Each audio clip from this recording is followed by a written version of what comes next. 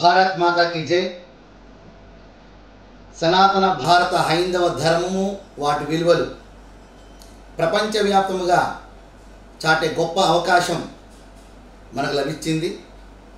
తద్వారా గత తరాల వారి కన్నా ఈ తరం వారు ధర్మ పరిరక్షణలో మరింత చైతన్యవంతం కావాలని, మనకి ప్రధానంగా తెలుగు రెండు రాష్ట్రాల్లో ఎదురవుతున్న దేవాలయాల విషయం కానివ్వండి, దేవాలయ భూముల ఆక్రమణ కానివ్వండి, మత మార్పుల విషయాలు కానివ్వండి, గోమాత యొక్క సంరక్షణ విషయం కానివ్వండి, మరియు ఎండోమెంట్ రద్దు విషయం కానివ్వండి, ఇటువంటి అన్ని విషయాల్లో కూడా మఠపీఠ ఆశీర్వాదపతుల యొక్క ఆశీర్వాదంతో సామాజిక పరంగా ఉన్న ధార్మిక ధర్మ సేవ సంస్థలన్నింటినీ కూడా ఏకతాటి మీద తీసుకురావాలనే సదుద్దేశంతో రాష్ట్ర హిందూ జేఏసీ అనే సంస్థని ఆవిర్భావం చేయడానికి సిద్ధం చేయబడింది.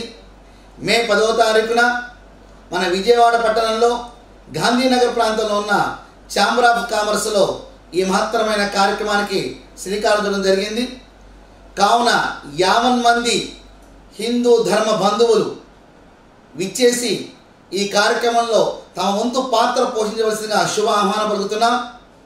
దీని యొక్క ముఖ్య ఉద్దేశం 1 సంఘటిత శక్తి ప్రదర్శన, 2 సమర్పణాభావం, 3 అధికారం.